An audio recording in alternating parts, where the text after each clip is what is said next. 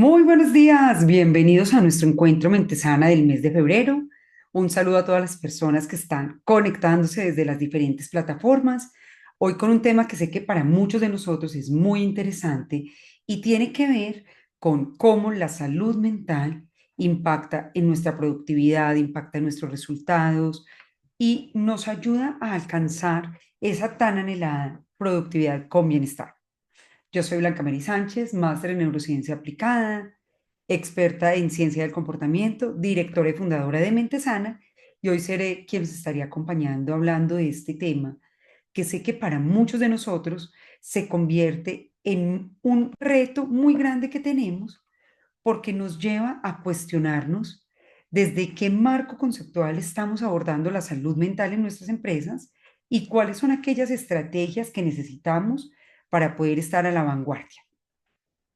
Quiero que comencemos hablando un poquito del informe que salió el año pasado, en el que estábamos hablando de las tendencias emergentes en salud mental a nivel organizacional. Si nos acordamos un poquito del informe que les compartimos a la mayoría de ustedes, las tendencias para este año tenían que ver con qué acciones vamos a tomar para hacer que nuestros líderes, que nuestros equipos y que las personas de la compañía logren elevar el nivel de resiliencia y logren amplificar su coeficiente emocional. El segundo era cómo los programas de bienestar ya no solamente son una parte de lo que nosotros hacemos, sino cómo podemos convertir a estas tendencias en parte de las estrategias de la compañía. ¿Por qué es tan importante entender esto? Cuando nosotros nos damos cuenta de que la salud mental se ha venido convirtiendo en un componente estratégico, nos permite tener mucha claridad en cómo esto impulsa la productividad, la retención de los mejores talentos y la innovación. Este enfoque mucho más integral, pues nos responde a las demandas del entorno que tenemos más dinámico, con mayores retos y mucho más veloz. Entonces, ¿desde dónde lo queremos abordar? Desde la incorporación de elementos que nos permitan entender cuáles son las mejores prácticas y cómo unas estrategias avanzadas nos van a permitir sobresalir, tener un diferencial y ser mucho más aspiracionales para las personas que llegan desde diferentes lugares. Entonces, algo que es importante y que quiero que lo tengamos súper presente el día de hoy es necesitamos convertir a la salud mental en un pilar estratégico que potencie tres cosas: la resiliencia, el bienestar y la productividad, para que logremos ser organizaciones mucho más sostenibles y altamente competitivas. Si nos vamos a ver los datos, seguramente ustedes los tienen también hace tanto tiempo como nosotros. El costo que tenemos tan alto por los días que las personas están tomando de depresión, de ansiedad, de agotamiento, es cada vez mayor. Para 2024 fue de $1 billón y si lo vemos a 2025, cada vez es mucho más elevado porque ¿qué está pasando? Hemos estado hablando mucho del qué es la ansiedad, qué es el agotamiento, qué es el estrés, pero cuando hacemos un alto en el camino y decimos, ¿cómo lo abordamos? ¿Cómo podemos tener esos indicadores que nos permitan en cada una de las etapas de la vida del colaborador acompañarlo en el desarrollo de un mayor capital psicológico y cómo puede elevar su coeficiente emocional? Allí nos hemos estado quedando cortos. Entonces, ¿qué esperamos hacer hoy en esta horita que estamos acá juntos? Entender cómo en cada una de las fases del ciclo de vida del colaborador necesitamos observar las acciones que estamos tomando, precisarlas alineadas con la cultura de la compañía y ajustarlas. ¿Para qué? Para ser mucho más efectivos. Vamos a tener un primer momento en el que vamos a estar hablando, compartiéndoles las estrategias y vamos a tener los últimos 5 minutos con las personas que están en vivo desde Zoom para hablar acerca de preguntas, comentarios que nos permitan a nosotros desde Mente Sana ajustar estos encuentros. Recuerden que para participar en los encuentros de Mente Sana tienen dos vías. Una es suscribirse a nuestro newsletter que lo encuentran en LinkedIn, en mi perfil Blanca Mary Sánchez, O la otra es hacer parte de la comunidad de WhatsApp que tenemos en la que compartimos información detallada de los últimos avances en neurociencia, en ciencia del comportamiento y en salud mental organizacional. Estos encuentros no tienen ningún costo, hacen parte de nuestro propósito superior de aportar a que las compañías desarrollen el capital psicológico de los colaboradores. Así que bienvenidos, siéntanse libres de compartir el enlace de Zoom con la persona que ustedes consideren que le puede generar valor. Y en el correo electrónico al que ustedes nos compartieron, se inscribieron, les va a llegar esta grabación y el workbook con el resumen de la sesión de hoy. Entonces, bienvenidos. Lo primero es darnos cuenta de algo. Los números de Harvard no mienten. Las compañías que están priorizando la salud mental están rotando un 25, están reduciendo un 25% la rotación y están generando un mayor compromiso del 30%. Bueno, y ni que hablar de los temas de innovación que se incrementan un 60% y el tema del agotamiento que se reduce un 70%. ¿Por qué es importante tener esta data? Cuando nosotros vamos a hablar en un comité, en una junta directiva, acerca de las intervenciones que necesitamos hacer en salud mental, es muy importante hablar del ROI que esto tiene.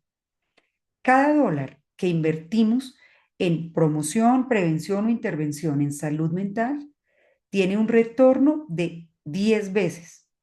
¿Por qué es esto tan importante? Cuando el colaborador se siente acompañado, apoyado, siente que lo estamos guiando con herramientas de fácil acceso y que sean claramente implementables. Esto hace que cambie su mentalidad, esto hace que su capital psicológico, que son las series de estrategias, habilidades y herramientas que nos permiten afrontar la dificultad, que nos permiten potenciarnos cuando todo va bien y que nos ayudan a creer que es posible la mejora continua. Esto hace una transformación de raíz. Acá hay algo importante.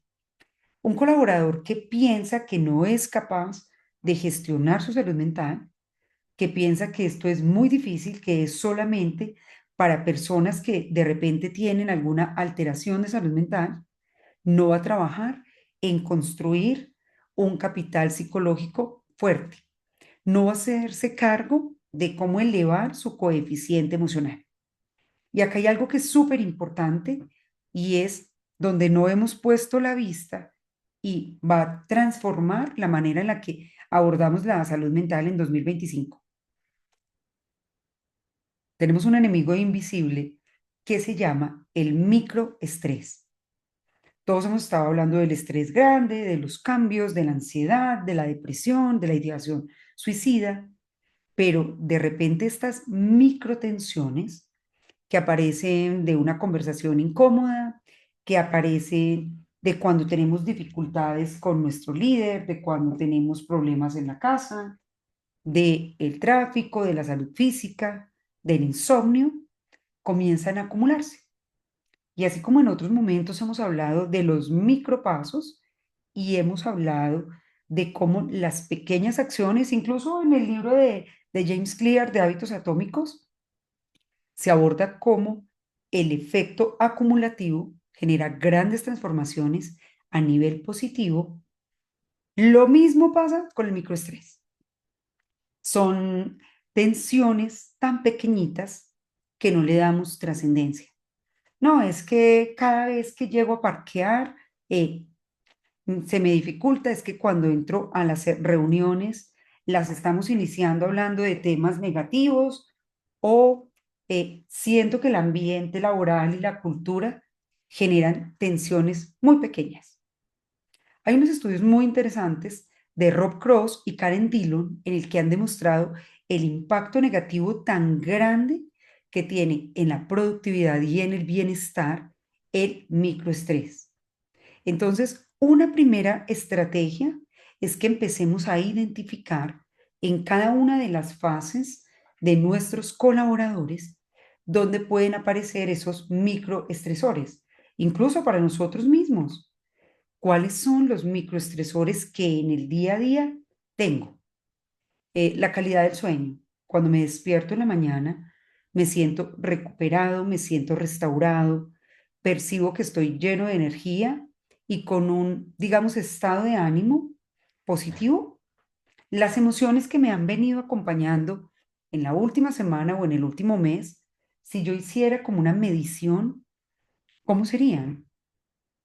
El primer paso que necesitamos nosotros amplificar en nosotros mismos, en los colaboradores, en los líderes y en la compañía como tal, es ser más conscientes de los estados emocionales que nos acompañan.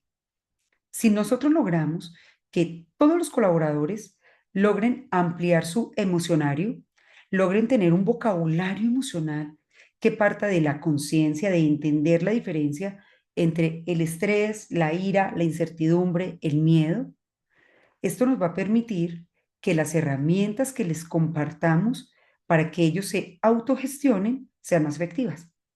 Cuando no soy capaz de identificar el nivel de intensidad emocional, es como que yo diga que el carro se está quemando y yo diga, no, lo voy a apagar.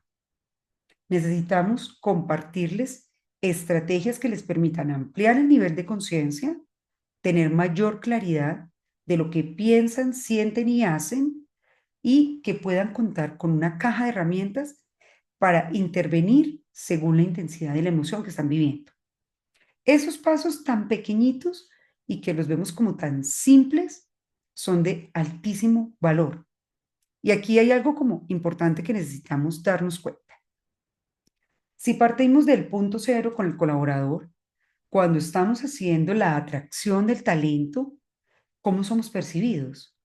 ¿Qué dicen de nosotros? Somos una marca empleadora en la que somos percibidos como que cuidamos a las personas, que nos interesamos en su bienestar y que tenemos un compromiso con el desarrollo desde que la persona llega al proceso de selección hasta que los acompañamos en un proceso, puede ser de outplacement, puede ser de retiro de la compañía, puede ser de jubilación.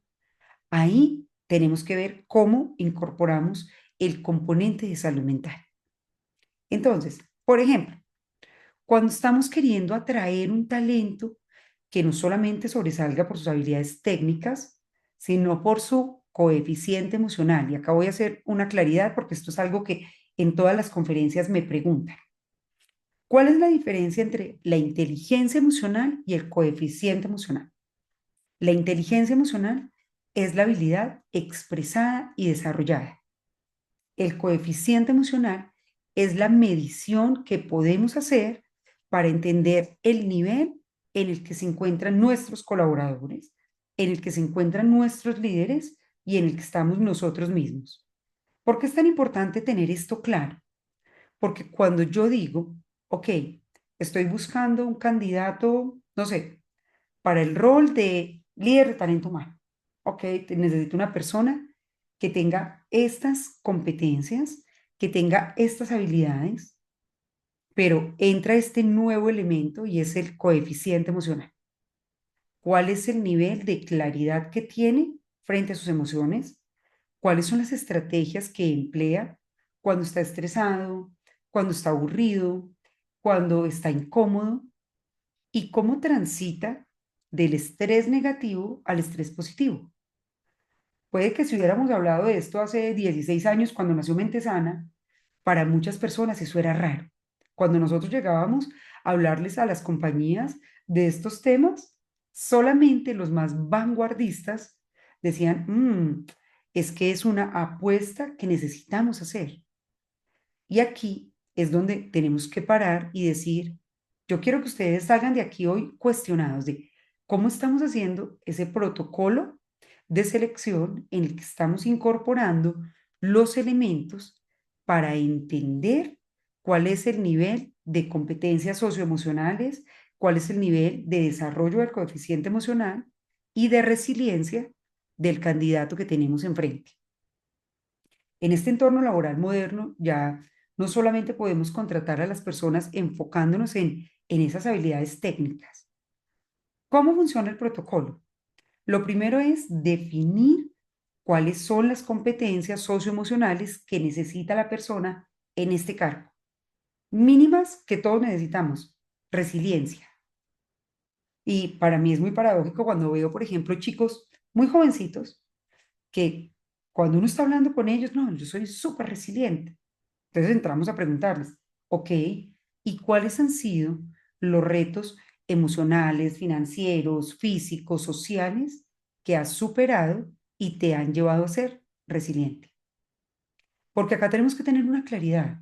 La resiliencia no es una habilidad innata, es una competencia que desarrollamos a partir de enfrentar retos, procesarlos, reestructurarlos y salir fortalecidos. Por eso decimos que en los momentos de mayor complejidad, y lo hablaba en mi libro, En el arte de pensar bien, que lo escribí en plena pandemia, tú te vuelves resiliente cuando en el antes tienes una estructura de lo que necesitas trabajar, en el durante aplicas las herramientas para gestionarte independientemente de las dimensiones que tenga el reto, y en el después procesas la situación, identificas qué errores cometiste, qué aciertos tuviste y qué ajustes pudiste haber hecho para transitar más rápido o mejor la situación crítica. Entonces, la apuesta por la resiliencia es de todos, desde el portero hasta el presidente de la compañía. Cuando empezamos a hacer un alto en el camino y a observarnos objetivamente, y acá es donde entran en juego todas estas herramientas que tenemos desde la neurociencia, desde la ciencia del comportamiento. Ya no podemos solamente apostar por temas subjetivos. Y aquí los animo a que incorporen dentro de sus procesos de selección, ya hay muchas pruebas, pruebas objetivas, pruebas neurobiológicas. Nosotros hacemos mapeo cerebral y le decimos a los clientes, aquí está su colaborador en memoria, atención, flexibilidad cognitiva, adaptación al cambio. Estos son los gaps que tiene a nivel cerebral. Cuando yo tengo un líder que tiene dificultades en la memoria de trabajo, por ejemplo, sus funciones ejecutivas no van a estar al nivel de lo que tenemos hoy en día, de los retos, de la agilidad mental, de la infoxicación en la que estamos, y se va a abrumar y se va a quemar. Cuando logramos entender cómo es su nivel de resiliencia, cuáles son sus estrategias de afrontamiento, podemos decir, esta persona va a tener un crecimiento en tanto tiempo. Cuando nos damos cuenta de que necesitamos identificar esas competencias claves.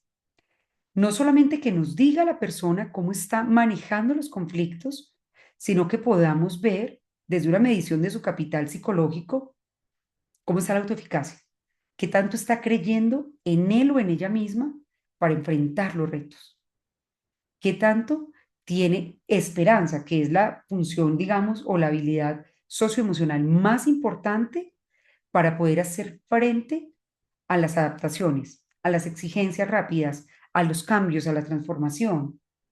Cuando los niveles de esperanza, y no es fe, es confianza en que puedo tener el equipo para superar el reto, en que puedo desarrollar las habilidades para seguir avanzando, o en que puedo apoyarme en la cultura de la compañía para lograr adaptarme a los cambios, para gestionar el estrés y para tener algo que yo creo que es fundamental en este momento: mentalidad de crecimiento y aprendizaje continuo.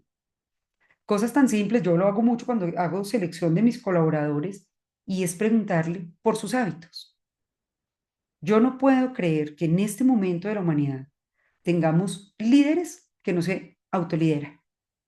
Si yo tengo malos hábitos de sueño, si yo no tengo, hago actividad física, si yo no estoy trabajando en mejorar mi coeficiente emocional, mis capacidades de liderazgo van a estar muy bajitas. Y puedo hablar 5 idiomas, puedo ser el más teso en temas de inteligencia artificial, pero me voy a estar quedando y voy a llegar a un punto en que voy a entrar en agotamiento. Y esto se los cuento porque es lo que yo veo todos los días. Si ustedes van a mi LinkedIn, ven que yo trabajo con ejecutivos de altísimo nivel. Cada vez soy como más selectiva con quién acompaño uno a uno. ¿Por qué? Porque necesitamos que los mejores realmente se reten a ellos mismos, eleven el nivel de dónde me cuesta. No, es que me cuesta en entender lo que siento. No, es que no estoy dándome cuenta del impacto que tengo en el contagio emocional. Recordemos que como líderes estamos haciendo un intercambio de emociones por medio de las neuronas espejo, que estamos sintonizando a nuestros colaboradores para que se sientan más motivados. Hay una cosa interesantísima, y esto se dice mucho en neurociencia, y es gestiona tu rostro y gestionarás tus emociones. ¿Cómo está funcionando el tema, por ejemplo, de la comunicación corporal? La manera en la que gestionas tu postura. Vayan y miren hoy a sus líderes. ¿Quiénes permanecen encorvados? ¿Quiénes están con una postura hacia abajo? Mírenle las arrugas. Los que tienen aquí una arruga ya muy profunda, una línea de expresión muy profunda, están abrumados por el estrés. Cada vez que tú frunces el ceño, te estás inyectando cortisol.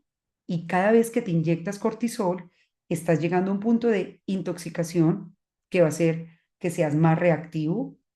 Cuando el cortisol y la amígdala toman el control, el pensamiento estratégico, la innovación y la empatía se apagan. ¿Por qué? Porque el lóbulo frontal, el encargado de que podamos pensar de manera estratégica, no es capaz de reaccionar cuando la parte más profunda del cerebro, el límbico y el reptiliano, toman el control. ¿Por qué? Porque solo piensan en tengo que ponerme a salvo. Y puede ser algo tan simple como un correo que te llegó, una exigencia, un comentario que te hicieron. Entonces, empezar a diseñar estos protocolos de intervención nos van a permitir identificar cuáles son los microestresores que tenemos, cuáles son los estresores grandes, cuáles son los retos emocionales por área. Puede que los que están en el área financiera tengan unos picos de estrés diferentes a los que tienen los comerciales, o como lo veía esta semana, las personas que están en servicio al cliente. Los picos de estrés, los picos de agotamiento que están viviendo son muy grandes porque están bajo presión todo el día, todos los días. ¿Cómo entramos a acompañarlos? ¿Cómo generar escenarios simulados? ¿Para qué? Para evaluar la respuesta emocional que tienen. Hoy en día tenemos herramientas fantásticas. Eh, Hay muchos elementos que incluso desde la biometría nos pueden dar el punto base de las personas, pruebas para medir cortisol en saliva, que nos permiten tener una trazabilidad de lo que está pasando con nuestra gente. Y les voy a contar ahí como una experiencia. Cuando nosotros hacemos los retiros ejecutivos, que es retiro de un día en el que nos llevamos a los líderes a trabajar en el desarrollo de su coeficiente emocional, a que amplíen la cantidad de estrategias de afrontamiento que están teniendo, les hacemos mediciones de saliva del cortisol. Después de un día, tú vuelves y mides y tiene que haber bajado. Y si tú vas y les haces una medición a los 15 días, ahí te das cuenta quiénes están implementando las estrategias de afrontamiento y quiénes no. Hoy en día, con el apoyo de la tecnología, tenemos estos relojes inteligentes, tenemos bands con las que podemos tener aplicaciones en los teléfonos. ¿Para qué? Para ver los picos de estrés de las personas. Incluso hemos tenido empresas en las que hay equipos muy sólidos, con mucha seguridad psicológica, que ¿qué han hecho? Se han integrado. ¿Para qué? Para que entre ellos mismos puedan compartir la data y por medio de esto poder tener la trazabilidad de cómo las personas están teniendo picos de estrés. Incluso es que se puede hacer lo que ustedes quieran. Reuniones en las que se mide cómo cambia el estrés de las personas antes, durante y después. ¿Por qué es importante esto? Porque necesitamos, estábamos hablando del punto cero, de cuando estás haciendo un proceso de selección, de cuando estás haciendo un onboarding, de cómo tú acompañas a las personas. ¿Para qué? Para que puedas ver su punto de partida. Pruebas de inteligencia emocional hay muchísimas, escalas de ansiedad, escalas de depresión que nos permiten cruzar esta información. Incluso yo creo que estamos en un punto en el que podemos tener conversaciones con las personas de si has tenido antecedentes de depresión, de ansiedad, de hospitalización. Mucho cuidado, no para sesgarnos y descartar las personas, pero sí para entrenar a nuestros líderes para acompañar esto. Yo he tenido la experiencia, no es lo mismo el liderar a una persona con ansiedad que una persona que ha tenido un intento suicida. ¿Cómo acompañas? ¿Cómo retas? ¿Cómo exiges? ¿Cómo son sus niveles de productividad? Y cómo cuando tú te conectas y estás presente en el presente con estrategias de afrontamiento para liderar a estas personas, ves que su desempeño es sobresaliente. Entonces, todo esto es importante tenerlo claro en esa implementación de ese primer momento, que es el proceso de selección. ¿Qué es importante acá tener como muy claro? Necesitamos darnos cuenta de cómo acompañamos en cada momento. Algo que es súper simple, pero que les recomiendo hacer cuando estén haciendo procesos de selección. En el espacio en el que están los candidatos, ojalá puedan tener música clásica. La música clásica hace que el cortisol se reabsorba, el que la persona le puedas ofrecer un vaso de agua. Esto incrementa la percepción de seguridad psicológica. Una bebida caliente. Miren que son ajustes que uno dice diminutos, pero que hacen que la persona se sienta más tranquila y que pueda tener la mejor expresión durante la entrevista, durante la prueba, para que se sientan más tranquilos. ¿Qué necesitamos acá? Darnos cuenta de las personas que están liderando el proceso de selección, qué habilidades socioemocionales deben de tener. El tono de la voz, cómo se comunican con la persona que tienen el frente, con el candidato, cómo explican la prueba. Todo esto va a influir en la seguridad psicológica que del otro lado tienen las personas. ¿Por qué es importante hacerlo? Porque miren que es de dos vías. Estamos midiendo al colaborador, pero tenemos que darnos cuenta si hay que hacer un reskilling de las personas que están en el proceso de selección, de nosotros mismos, como líderes de talento humano. ¿En dónde me falta elevar el nivel? ¿Cuál es esa, digamos, esa competencia que necesito mejorar? ¿Cómo está mi nivel de capital psicológico? ¿Qué me hace sentir segura, capaz? ¿Cómo es el tema del contagio emocional con los colaboradores que tengo, con mi equipo? Y algo acá que es súper importante. ¿Cuáles son los puntos claves de contacto para generar seguridad psicológica, para elevar el capital psicológico y para impactar en el coeficiente emocional de las personas que tenemos enfrente? Hoy en día con el uso de la IA y demás, podemos como parar a evaluar nuestros procesos de selección. En Stanford han estado haciendo investigaciones muy buenas de cómo incluir evaluaciones socioemocionales, aumenta la retención de las personas y hace que su rendimiento mejore mucho más. Segunda etapa, el onboarding emocional. ¿Qué estrategias estamos integrando dentro del onboarding? ¿Para qué? Para que desde que la persona llega a la compañía pueda saber cuáles son las líneas de apoyo, cuáles son los procesos, en quién se puede apoyar. ¿Para qué? Para cuidar de su bienestar y su salud mental. Cosas muy importantes. No es transmitirle al colaborador que la compañía se hace cargo de su salud mental, pero sí que promueve la salud mental, promueve el bienestar y te facilita estrategias para que tú cuides de ti mismo. Entonces, algo importantísimo ahí, generar conexión, que las personas sientan que para la alta dirección, que dentro de las estrategias de la compañía existen pilares que tienen que ver con la salud mental. Y se los decía ahora cuando recién empezamos. Cuando generamos un pilar que apuesta por la resiliencia, van a impactar la productividad y van a impactar el bienestar. Estos tres te van a transformar la manera en la que tú ves crecer a la gente. El tener un módulo de autoconocimiento. Por lo general, la mayoría de las personas en todos los rangos, cuando tú les comienzas a preguntar, bueno, ¿y cuál es tu plan de desarrollo personal para este año? Muchos se quedan como, no, pues estoy pensando en estudiar portugués, en aprender mandarín, en tener una tercera lengua, aprender de inteligencia artificial. Pero cuando tú paras y le explicas un poquito, la importancia de tener un muy buen capital psicológico, de hacer una muy buena reserva cognitiva, que es la capacidad del cerebro para hacer neurogénesis, para hacer neuroplasticidad, para mejorar el rendimiento cognitivo. Miren, yo no sé si, yo creo que con los que vienen habitualmente a los encuentros, lo hemos hablado, el tema de la crisis atencional que estamos transitando es tremendo.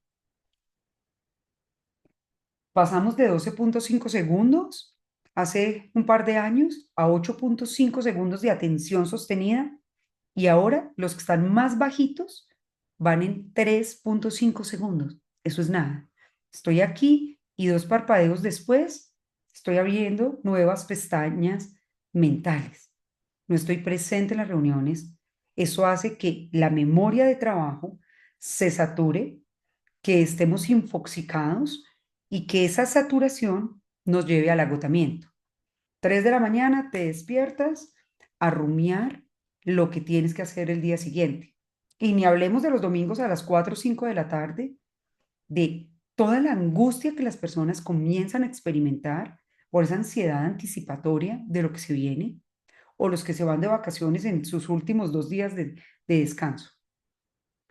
Entrenar a las personas para desarrollar un cerebro resiliente, un cerebro con alta capacidad cognitiva y una mente con un capital psicológico de afrontamiento, de resiliencia, de claridad mental, de así como hablábamos ahora de estos microestresores, puede hacer micropausas. Hay estrategias que en 3 minutos tú las incorporas y te aplanan la curva del cortisol. Pero ¿qué tenemos que hacer? Hacernos cargo, fomentar esa mentalidad de crecimiento en el ser y en el hacer que nos permita ir midiendo, incluso hacer una prueba piloto con un equipo y ver qué pasa con ellos cuando logramos elevar el coeficiente emocional.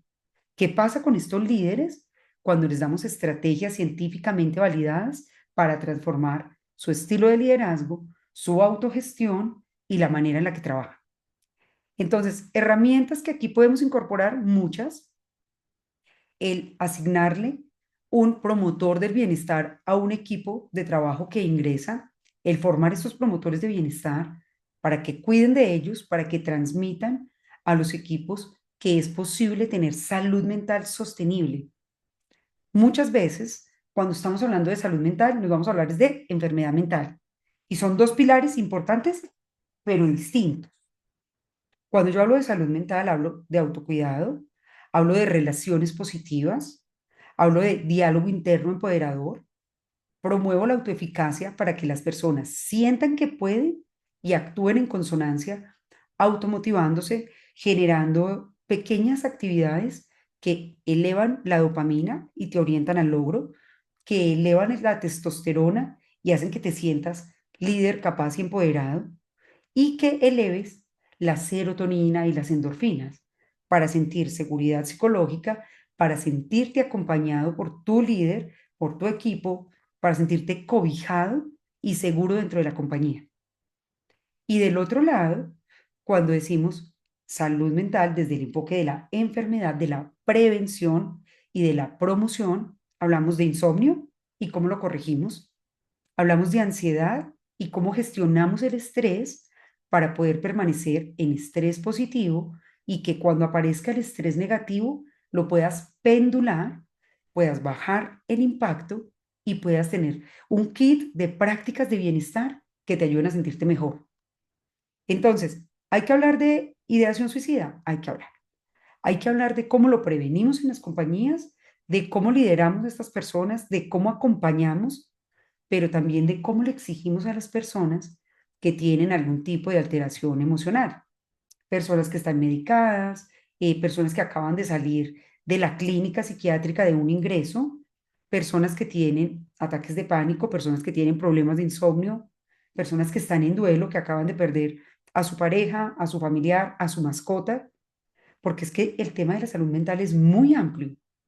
Y no es decir, nos vamos a abrumar nosotros y qué hacemos con todo esto, sino cómo desde la promoción y la prevención entrenamos, educamos, facilitamos y acompañamos a que las personas, esto ya se los he dicho mucho, pero vuelvo y les digo, a que las personas aumenten el capital psicológico y desarrollen el coeficiente emocional. ¿Qué es importante hacer aquí? Una sola golondrina no hace verano. No es suficiente con que en la Semana de la Salud hagamos un taller de resiliencia. Necesitamos convertir la resiliencia en ese pilar de la compañía en el que cada líder tiene claro cómo está trabajando la resiliencia en su equipo en el día a día, en una reunión, en una conversación, en los one-to-one, cuando le damos feedback al colaborador, cuando se presenta una situación retadora, cómo la transitamos desde la resiliencia y cómo nos damos cuenta de que cada uno de nosotros ahí tenemos un impacto enorme en la cultura y en el clima, porque el estilo de liderazgo se come la cultura. Cuando nosotros decimos es que vamos a convertir a nuestros líderes en promotores del bienestar, es que tenemos un equipo de personas que están trabajando por elevar el nivel de bienestar, de autocontrol de cada uno de los colaboradores. Son cosas muy pequeñas, con una mínima inversión que ustedes cuando ven 3 meses después, 6 meses después, 9 o 12, han impactado realmente la cultura. ¿Qué nos ha dicho el Harvard Business Review? Cuando incorporamos los elementos de onboarding emocional efectivo, el estrés inicial se baja un 40% y la productividad y la motivación inicial con el que llega la persona se duplica. ¿Por qué? Porque no me siento amenazado, porque no se activa en mi cerebro la lucha, huida o parálisis. Entonces son aspectos fundamentales que paramos y decimos, bueno, ¿y entonces yo qué hago acá en el onboarding? Y lo que quiero es que ustedes se vayan cuestionados a pensar en cómo incluye dentro de su onboarding estos puntos y cuáles van a ser los indicadores de logro y de proceso, cuáles van a ser las herramientas que van a incluir para que realmente impacten en las compañías. Tercero, ya hicimos el proceso de selección, ya hicimos el onboarding emocional. Ahora nos vamos al grueso, que es qué vamos a hacer con los procesos de desarrollo, de crecimiento, de reskilling, para que realmente nuestros colaboradores logren desarrollar el capital psicológico y lograr algo maravilloso que Mijail Csikszentmihalyi lo estuvo estudiando muchos años y fue entrar en flow y lograr lo que decía Martin Seligman, el florecimiento. ¿Qué es el florecimiento? Que cada colaborador se hace cargo de el punto de partida y trabaja en el desarrollo de sus competencias del ser, que pare y dice, ok, es que necesito estrategias de mindfulness. ¿Por qué? Porque estoy muy desatento, estoy muy desenfocado y en la línea de mindfulness, los que nos hemos entrenado para esto, sabemos que hay muchas líneas. Aplicado a la regulación del estrés, el desarrollo de la innovación, el liderazgo, el mejoramiento de la concentración y que este reskilling emocional de repente uno dice, es que cogimos un grupo de prueba, trabajamos con ellos para que aprendieran a gestionar mejor el estrés y de repente los vemos que duplicaron la productividad, que son los más innovadores, que su estilo comunicativo se transformó. Cuando hablamos de florecimiento, tenemos que ir de lo más profundo del cerebro a lo más externo. El cerebro se desarrolla de atrás hacia adelante. Cuando yo le ayudo a la persona a que se sienta segura, a que se sienta a salvo, a que se amplifique la seguridad psicológica, va a tener emociones más restauradoras. Curiosidad, gratitud, empoderamiento, esperanza, y esto va a impactar directamente en su autocontrol, pensamiento estratégico, capacidad de innovación y de conexión, de generar redes de apoyo. Entonces, ¿por dónde empezamos ahí? Ahí es súper importante darnos cuenta del punto cero. Cojan la data que ustedes tienen y analícenla. Hoy en día con Machine Learning y con inteligencia artificial podemos hacer unos análisis espectaculares. Cuando cruzamos cómo le fue a nuestra evaluación de riesgo psicosocial con las evaluaciones que hicimos de desempeño y con la data que tenemos de, por ejemplo, ausentismo, los niveles de motivación, incluso algunas encuestas que podemos hacer anónimas, cruzamos todo esto y decimos, ok, La primera victoria que todos necesitamos este año es que nuestros colaboradores aprendan a gestionar el estrés. Los mínimos, que si tú coges a cualquier persona en la compañía y le preguntes, ellos puedan diferenciar estrés positivo, estrés negativo, y que te puedan decir 3 herramientas que tienen para cuidar su gestión del estrés. ¿Qué estrategias pueden utilizar si tienen insomnio? ¿Qué hago? ¿Cómo me restauro después de una mala noche de sueño?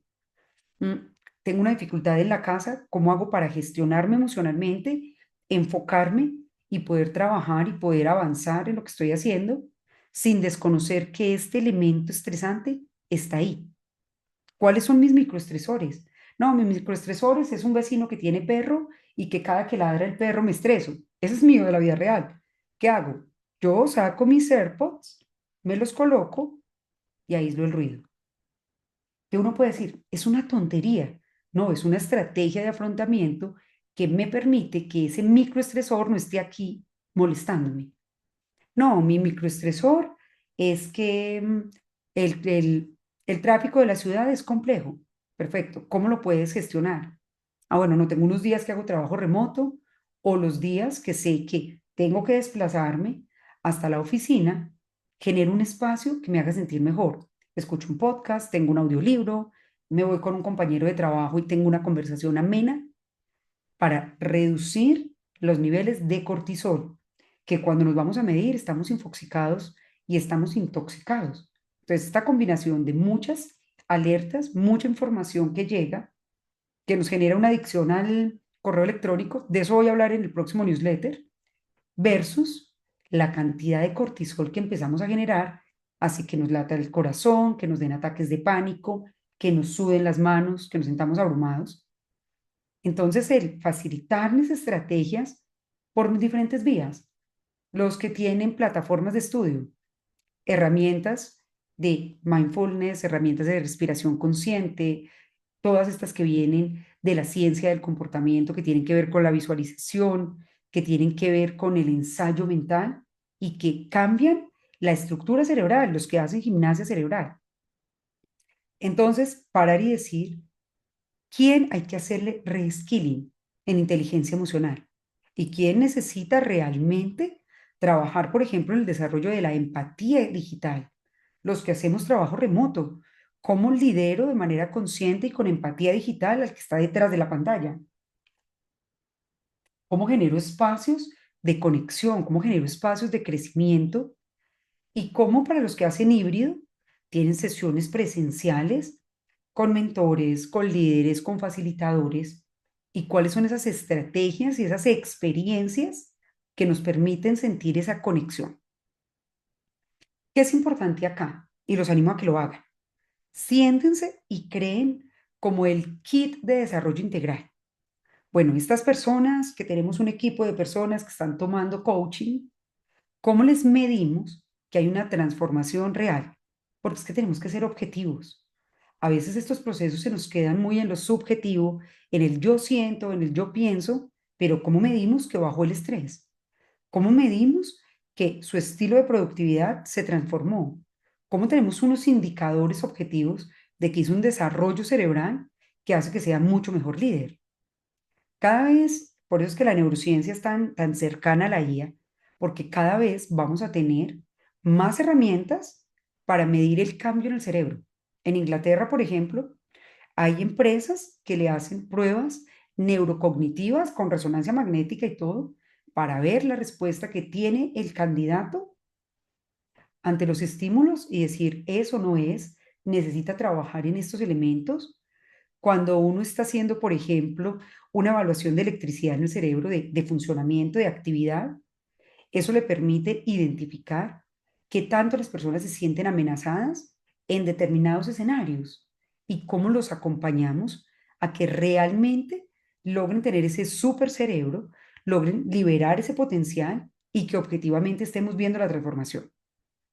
Investigaciones en esto y cosas maravillosas que pueden leer. MIT, Universidad de California, están haciendo unas investigaciones fantásticas de cómo cuando tú mides el funcionamiento del colaborador, lo entrenas y vuelves y lo mides, la transformación es mucho más rápida. Nosotros tenemos experiencias viendo colaboradores que en 8 semanas es otro. Líderes que en 8 semanas mejoran la concentración, la gestión del estrés, la resiliencia, amplían el capital psicológico y logran impactar en sus equipos. Eso ya no es ciencia ficción, eso ya es neurociencia afectiva aplicada. Entonces, como un resumen acá cortico de esto, necesitamos impactar en cada etapa del colaborador. Nos quedó faltando el, el cierre de cuando la persona la desvinculamos, cuando la reubicamos, cuando está en esa etapa de transición. Pero acá, en resumen, es genere seguridad psicológica, permítale que tenga un acompañamiento psicológico, un coach de carrera o incluso hoy en día em, las mismas cajas de compensación están acompañando estos procesos, no dejar a la persona suelta. Si es un equipo de personas que se van a pensionar, estos programas de acompañamiento al pensionado son muy importantes, porque las personas de repente se quedan en el aire, no tienen un propósito de vida, no se direccionan hacia el crecimiento continuo y ahí es donde viene la depresión, la ludopatía, el alcoholismo. Entonces miren que es ver la totalidad de la experiencia del colaborador y definir cómo en cada uno de los puntos de contacto nosotros entrenamos, acompañamos y les permitimos que ellos se sientan con seguridad psicológica. Entonces voy a hacer acá un resumen antes de que nosotros hagamos el tema de las preguntas. El Foro Económico Mundial nos habló de 10 supercompetencias que necesitamos desarrollar. El siguiente nivel es cómo las conectamos con la salud mental. Entonces, el pensamiento analítico, la innovación, ¿en qué hay que trabajar? En la sobrecarga cognitiva. Nuestra memoria de trabajo tiene una capacidad limitada. Es como que yo tengo este termo y le quiero echar más cantidad de los mililitros que él puede tener. Esa sobrecarga cognitiva hace que nos dé ansiedad, que nos dé agotamiento, que nos estresemos, que nos abrumemos. Yo no sé si ustedes lo han visto, yo lo he visto. Ejecutivos con parálisis facial porque están en sobrecarga cognitiva mucho tiempo, que entran en burnout. ¿Quiénes se queman? Los mejores. El procrastinador, el evitativo, el de bajo rendimiento nunca se nos va a quemar. Entonces, ¿qué tenemos que hacer? Cuidar de estos líderes grandes, de estas personas con mucho talento, con mucho potencial. ¿Para qué? Para que no se nos quemen.